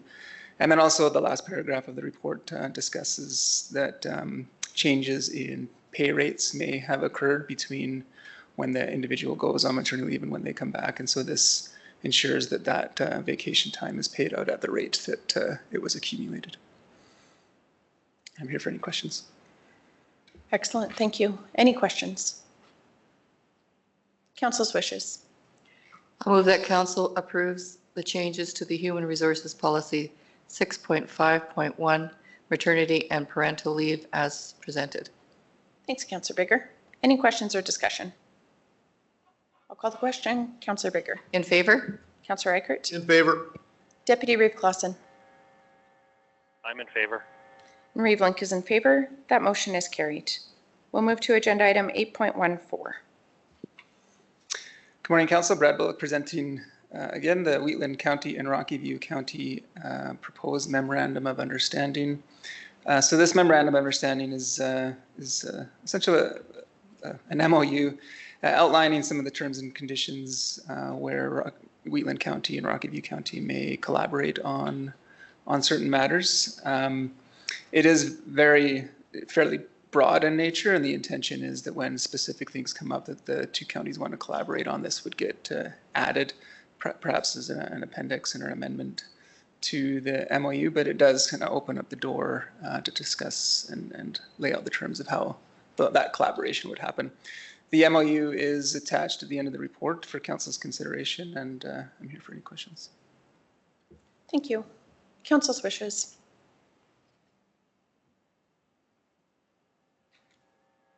I'll move that council authorize the Reeve and Chief Administrator of Office to assign the memorandum of understanding with Rocky View County regarding the intermunicipal development of infrastructure and delivery of services. Thank you, Councillor Bigger. Any questions or discussion? I just want to congratulate the administration getting together, and this is long overdue.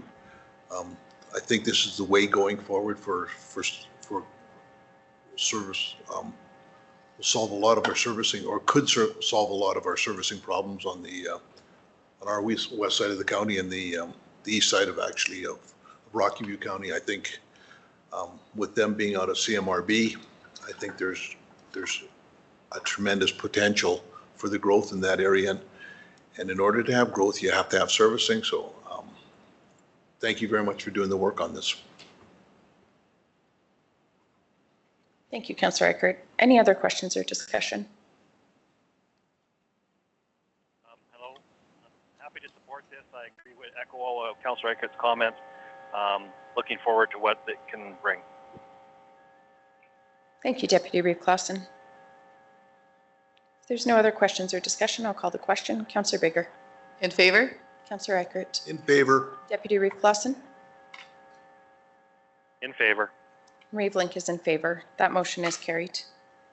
And yes, I would also echo Councillor Eichert and Deputy Reeve Clausen's comments. Thank you to the administration of both municipalities for their work on this.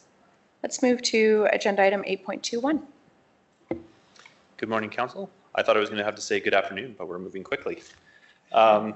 So I just wanted to just add a little bit to my report, which is found on page 134 of the Council agenda for the Corporate and Financial Services report for February. A couple of points to add. So in here, assessment completed their work, and they've laid out essentially an average of 8.7% increase across the county for overall valuation. That being said, we do plan on essentially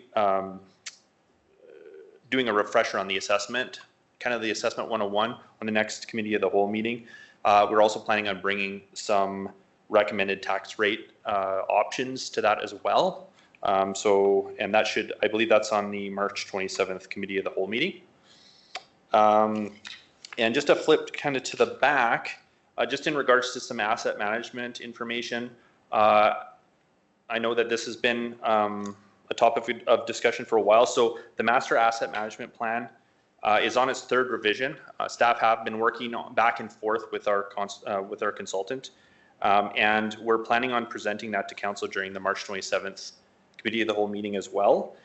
It will only include the replacement cost, not the total financial analysis and recommendations that would follow from that. So we're planning on providing that information at a future meeting, but with the information that will come with this, we're hoping that it will provide a lot of insight to help inform the final budget, future budgets. And the other one was, and I can't remember if I mentioned this to council before, but there was a question about insurance around the council committee members and members at large to boards that are appointed by council. That is covered under general liability insurance, so I just wanted to mention that. And that concludes my report. I'm available for any questions, or staff are available for any questions you might have. Thank you. Any questions regarding the report? Council's wishes. I'll move that council accepts the corporate and financial services report for February 2025 as information. Thank you, Councillor Bigger. Any questions or discussion? Hearing none, I'll call the question. Councillor Bigger? In favor? Councillor Eichert? In favor. Deputy Reeve Clausen? I'm in favor. Reeve Link is in favor. That motion is carried. We'll move to agenda item 8.22. Good morning. Morning, Council. Joel here from Financial Services. Corey is a lot taller than I am. Here to just talk through a couple of amendments proposed to our reserves policy. So I'll just walk through the first one. It's Muirfield infrastructure related. So the proposal here is to split the existing reserve that serves to collect the funding received from the lot sales in Muirfield into two reserves. So the new reserve specifically will exist for the purpose of funding the completion of transportation infrastructure. So this is the roads, pave work and stuff around the community. The reason for this is because of the diverse types of infrastructure involved and the time span projected over the next few years with all of that infrastructure project work, we felt it may be prudent to formalize this split and segregate those funds for the road work. The estimate of $7 million being proposed as a funding for this new reserve is also included as part of the draft resolution 2 in the document. Administration felt that by taking this approach, one key advantage is that if there's not sufficient economic value received from the total lot sales or grants approved to cover the total costs in sort of finalizing the community, that it provides utility-related infrastructure, maybe better tied to funding through debt or other means that can be theoretically collected in part or in whole on those user accounts and utility fees. So that was the logic for that, and I'll just kind of briefly go to the proposed changes in the schedule.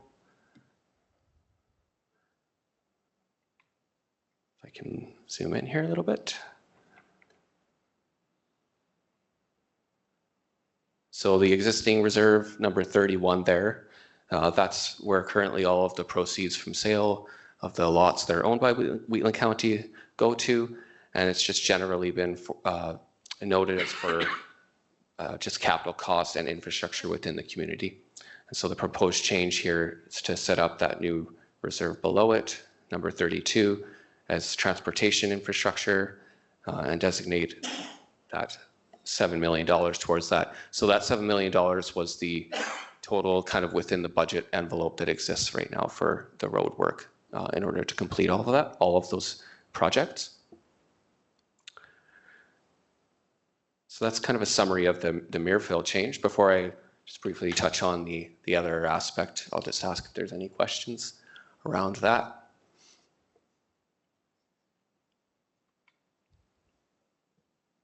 Not hearing any. Thank you. And the second change that we're proposing, and it kind of dovetails really well with Corey's discussion around asset management and just setting up these reserves a little bit more explicit for that framework.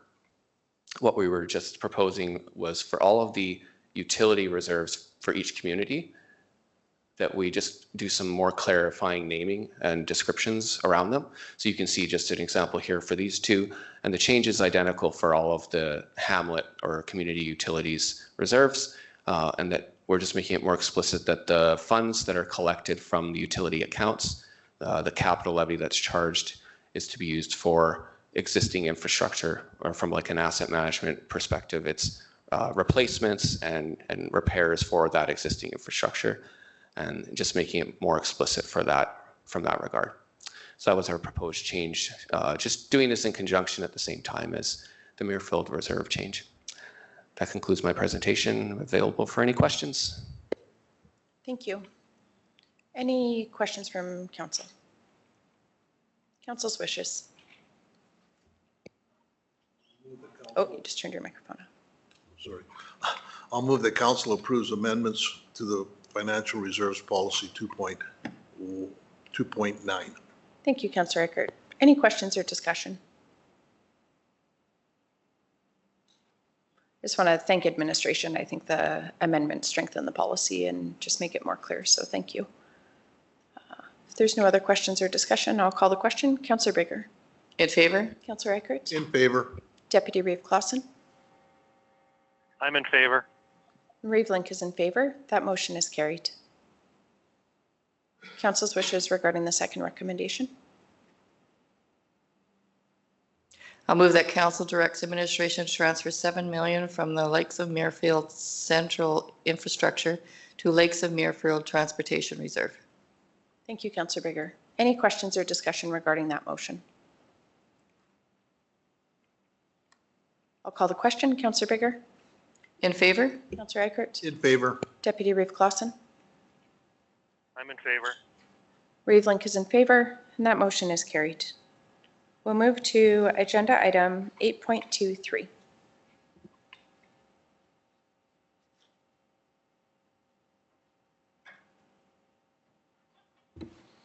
Hello again, Council. Corey from Administration here to present the proposed artificial intelligence policy found on page 165 of the agenda package. So I know this has been an interesting topic. Even yourself, Reeve Link, have raised this during a council meeting in the past. And we felt it's prudent to take care of this policy. So artificial intelligence is a rapidly evolving topic, and I've recently received inquiries from other public bodies seeking to explore this area in their own organizations. But due to its novelty, there are limited municipal level resources available for this. But however, we did find some useful guidelines and standards from higher levels of government. So yeah, those resources were able to help ensure that our AI policy aligns with our vision of innovation while establishing clear boundaries to protect privacy, uphold ethical standards, and exercise caution. This policy serves as a starting point designed to be both adaptable and future-proof in response to the fast changing AI landscape. It sets clear parameters for AI use by staff while allowing flexibility in its application. Like the procedure we use for all of our other software, this policy supports the use of approved tools and applications, ensuring that any internal AI systems are thoroughly vetted to keep our data secure and also maintain full control within the organization. Additionally, cloud-based tools will be used in ways that safeguard privacy and confidentiality. As an organization, we're committed to embracing AI to avoid falling behind, but we aim to do so in a deliberate and thoughtful manner. This ensures we stay ahead of both the opportunities it offers and the challenges it presents. So given the rapid changing nature of AI, this policy will be reviewed and updated regularly as needed based on staff input and emerging trends. That concludes my presentation, and I'm happy to answer any questions you might have. Thank you. Any questions? Council's wishes. I'll move that council approve the addition of the artificial intelligence policy section 4.4.13 into the information security and technology policies. Thank you, Councillor Eckert. Any questions or discussion? Just want to thank administration for the work on the policy. I think it's critical that we are leveraging the opportunities that AI may present, but also the primacy of privacy, of information, and responsible use so that we're not compromising just our operational integrity. So I think there was a good balance struck and some strong guardrails around the use of AI. So I appreciate it. And I'm really grateful that we will have this policy in place. Any other questions or discussion? I'll call the question. Counselor Bigger, In favor? Counselor Eichert, In favor. Deputy Reeve Clausen, EI Bot Clausen is in favor. Reeve Link is also in favor. That motion is carried. We will move to agenda item 8.24. Good morning. Good morning, Council. I am Ashley, Information Management Specialist with Wheatland County, and I'm here to present the digital and electronic signature policy that can be found on page 171 of the agenda package. Our intent is to improve the information management policy in anticipation of our digital transformation project to ensure policy is keeping up with continued innovation. Additionally, this policy complements the signing authority bylaw that was presented to you earlier today by Mr. Adamson and will provide Wheatland County with a standardized, compliant approach to electronic and digital signatures. This policy takes a risk-based approach to digital signatures use and will help mitigate risks, increase operational efficiency, and help staff maintain the integrity of official documents. The policy aims to align with the Electronic Transaction Act and Alberta Evidence Act to adopt modern best practices and help ensure transactions are executed securely and validly under Alberta's legislation framework. This concludes my presentation, and I'm available for any questions you may have. Thank you. Any questions regarding the policy? Council's wishes. I'll move that council approve the addition of the digital signature policy, section 4.4.2, into the information security and technology policies. Thank you, Councilor Bigger. Any questions or discussion? I'll call the question. Councilor Bigger, In favor? Councilor Eichert, In favor. Deputy Reeve Clausen, I'm in favor. Reeve Link is also in favor, and that motion is carried. Thank you so much for your work on that. We'll move to agenda item 8.31.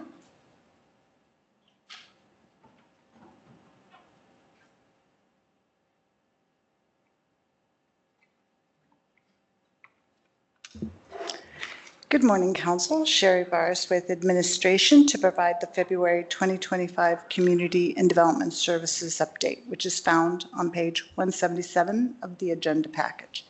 I don't have anything additional to add at this time and am available for any questions. Thank you. Any questions regarding the report? I've just got a couple of follow-up on the Severn Dam. Is everybody it's now fully just walk-in camping? Like they managed to move get all the vehicles out of there? Through the Reeve to Council, that's correct. It's been all of them vacated by the 30th or 31st, and they barricaded it so it's day use only now. Okay, and the other thing is, under the fire and emergency services, the 125 smoke detectors, they were donated for us to give out. We're not actually spending county funds on. Through the Reeve to Council, that's correct. We sent out a letter for sponsorships to get those smoke alarms donated. Okay, thank you. Any other questions regarding the report? Council's wishes. I'll move that council accepts the February 2025 Community and Development Services report as information. Thank you, Councilor Eichert. Any questions or discussion? I'll call the question. Councilor Bigger, In favor? Councilor Eichert, In favor. Deputy Reeve Clausen, I'm in favor. Reeve Link is also in favor, and that motion is carried. We'll move to agenda item 8.32. Good morning, Council. Sherry Bars again with Administration, presenting a request from the Fire Capital Committee for early approval to replace a fire engine for the Rosebud Rural Fire Association. The report can be found on page 185 of the agenda package. This request is early due to rising cost and the extended delivery times for fire apparatus. Fire engines are now costing close to $1 million, and the delivery can take up to 36 months. To ensure timely replacements and secure better pricing, fire associations are ordering earlier than originally planned.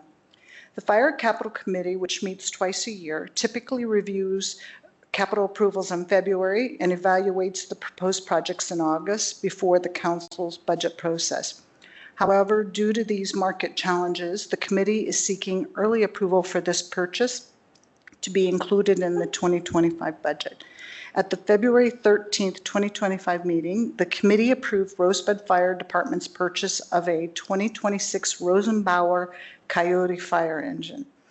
The initial quote was for $975,000 with a budget of $1 million plus a 10% contingency was approved. A 10% deposit will be placed to lock in the price, and delivery is expected in late 2026. This engine will replace the aging 2027 Freightliner fire engine W65. Under Fire Association Funding Policy 12.0, the county will contribute 60% of the cost, which will range from $570,000 to $660,000, depending on final pricing. By approving this purchase early, the county helps ensure the fire department receives essential equipment on time while managing costs effectively. I'm happy to take any questions. Thank you. Any questions regarding the RFD? Council's wishes. I move that council approves allocating up to $660,000, representing the county's 60% share for the purchase cost of the new fire engine for the Rosebud Rural Fire Association to be included in the 2025 Wheatland County operating budget. The final contribution will be based on the confirmed purchase price with unused funds remaining unallocated. Thank you, Councilor Bigger. Any questions or discussion? Just one question. One question with this 10% overrun. I would assume that this equipment's probably, majority of it parts would be coming from the States. So what happens with this 25% tariff? Does this get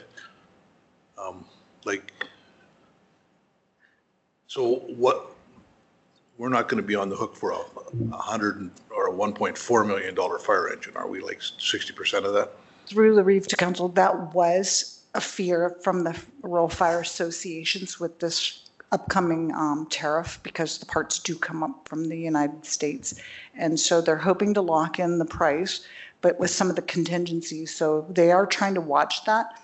And that was the fear too, that $975,000 might not include some of those increased costs from the tariffs. So they're watching, they'll bring back any change that would go above what's approved, we would come back to council. But it is something that they're trying to be cognizant of and not approving something that would increase significantly in cost. So I would assume that their fire truck is not end of life, like it can be, like they could be forced to stretch this out for, because I think we may have to weather out some storms here. So. If that's they did look into that, and the cost of refurbishing it to gather, I can't remember if it was 2 years maximum that they could get from a refurbishment. I'd have to look into that. I can't recall off the top of my head. But I think when they looked at the cost of extending the lifespan of the current Freightliner fire engine, they found it was more productive to go in early to secure the lower cost of the new fire engine replacement. Any other questions?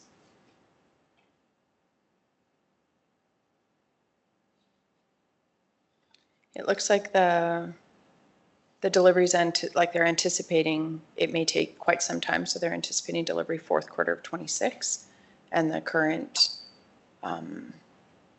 NFPA certification was good until following that. So we do have some time, but I think they're just trying to account for like the long delivery times for equipment.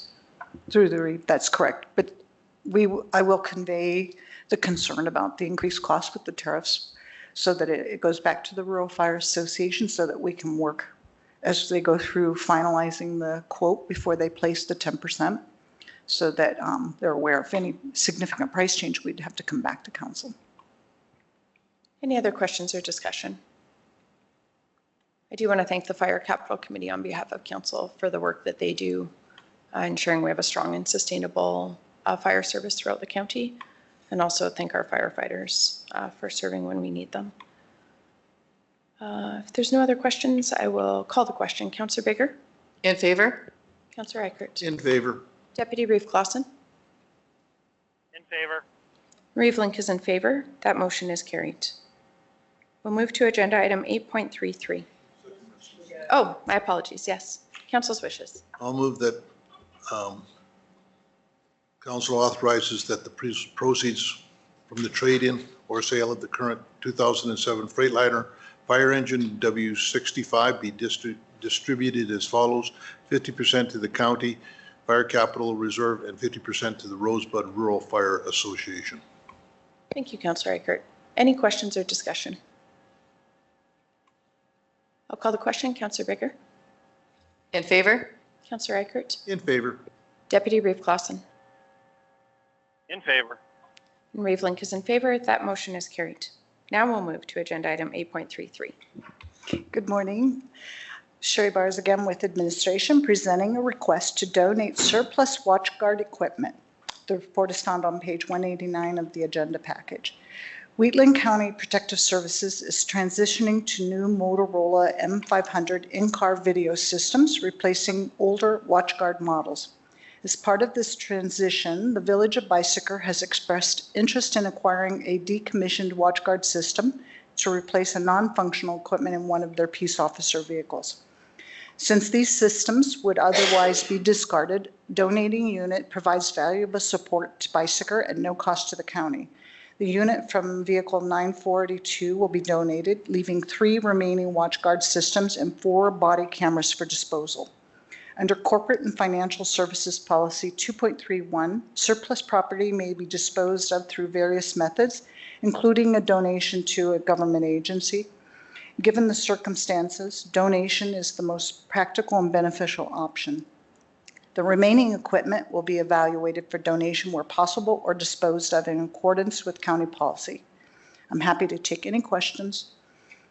That concludes my presentation. Thank you. Any questions? Council's wishes. I move that council approves the donation of surplus WatchGuard in-vehicle camera system to the Village of Bicycle and directs administration to dispose of the remaining surplus WatchGuard systems in accordance with the Corporate and Financial Services Policy 2.3.1. Thank you, Councillor Bigger. Any questions or discussion? A comment and a question. I appreciated having the policy right in the RFD so that we can ensure that we're aligned with that. So thank you for that. And then just a question about the 3 remaining WatchGuard systems and the older WatchGuard body cameras. What will be the process to dispose of those?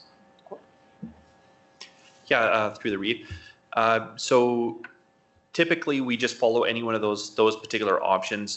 We would obviously try to recoup costs as much as possible. So initially would be through silent auction, similar to how we do our IT equipment. Of course, if we can't get anything from that, then we typically will do through an e-recycling program, and then they're disposed of through that program and recycled. Are there opportunities, barring like a lack of interest in selling them via auction, is there an opportunity to explore if there's other peace officers that could utilize them in the region, similar to Bicycle? I believe we can, through the REIT, I believe we can solicit other municipalities and ask if they're looking for equipment that we can also donate to. Of course, then if you wanted to pursue that, we would need to augment the resolution a little bit to include that. Yeah. Okay. I guess we could address that following this motion, if council is all right with that. Any further questions or discussion regarding this motion? I'll call the question. Councillor Bigger? In favor? Councillor Eichert? In favor. Deputy Reeve Clausen? I'm in favor. And Reeve Link is in favor. That motion is carried. What is council's preference for disposal of the remaining equipment? I really like that idea that if we can continue on with, donating it to another Peace Officer Service. Yes, exactly. Sorry. Thank you. So if we could, if So that has perhaps to be. direct administration to explore the disposal of the remaining equipment to other municipalities in the region via donation. Yeah. Go ahead. Oh, through the Reeves Council, based on the conversation, that's what Protective Services will do, is to reach out to other municipalities for donations that could make use of the remaining equipment. So maybe we don't need a motion at this time. Administration can explore, and then if we need a motion to actually do the disposal, you'll bring it back. Okay, that's perfect. Let's move to agenda item 8.34.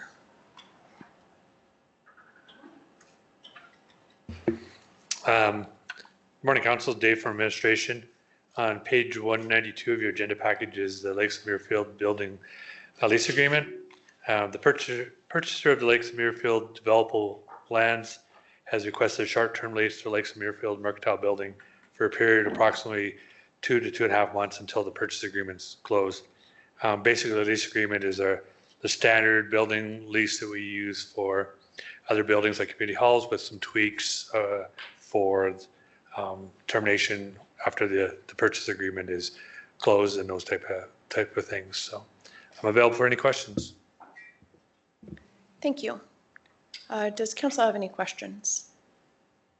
I'll just make a note that since the first time we've taken over, since we assumed Muirfield, Lakes of Muirfield, this is the first time we're going to get money for this building. All right. It may only be 2.5 months, but we are going in the right direction here. So. Yeah. Absolutely. Any other questions or discussion? Council's wishes.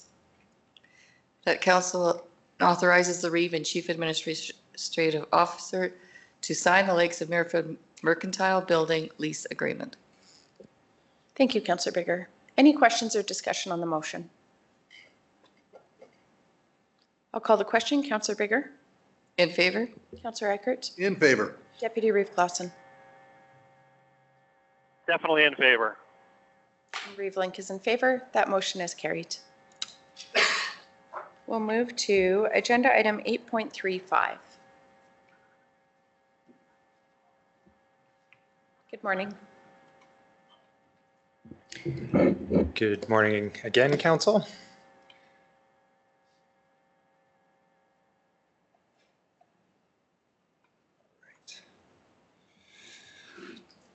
Taylor Felt with the county's Planning and Development Services team, here to present a time extension request for subdivision application SD 2023-006 for council's consideration.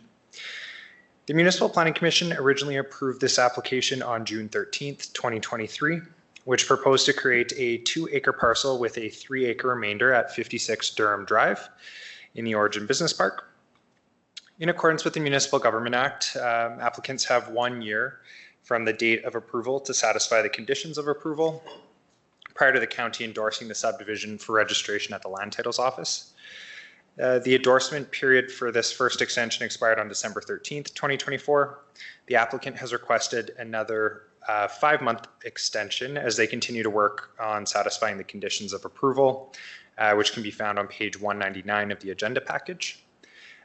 With spring around the corner, the applicants are hopeful that they will be able to fulfill condition number 4, which requires the construction of a drainage swale in accordance with the overall master drainage plan for the Origin Business Park area. In accordance with section 657, subsection 6 of the MGA, administration is recommending that council approve the subdivision extension request.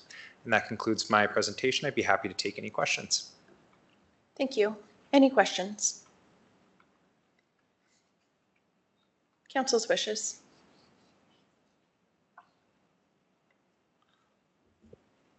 I'll move the council moves to extend the endorsement expiration date for subdivision application SD 2023-006 from December 13th, 2024 to May 13th, 2025. Thank you, Councillor Eichert. Any questions or discussion? I'll call the question. Councillor Bigger? In favor? Councillor Eichert? In favor. Deputy Reeve Clausen? I'm in favor. Reeve Link is in favor. Motion is carried. Thank you. We'll move to agenda item 8.41.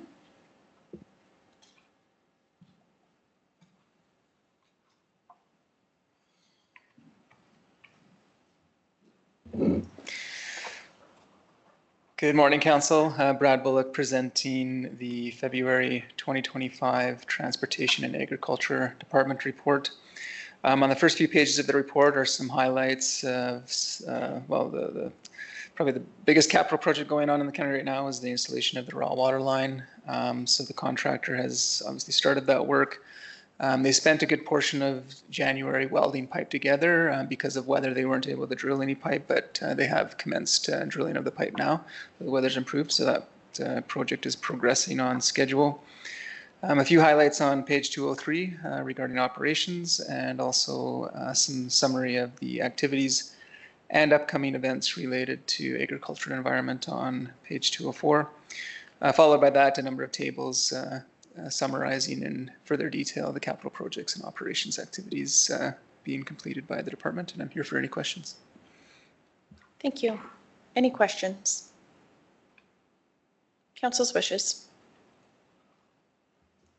I'll move that council accepts the February 2025 Transportation and Agriculture Department report as information. Thank you, Councillor Bigger. Any questions or discussion? I'll call the question. Councillor Bigger? In favor? Councillor Eichert? In favor. Deputy Reeve Clausen?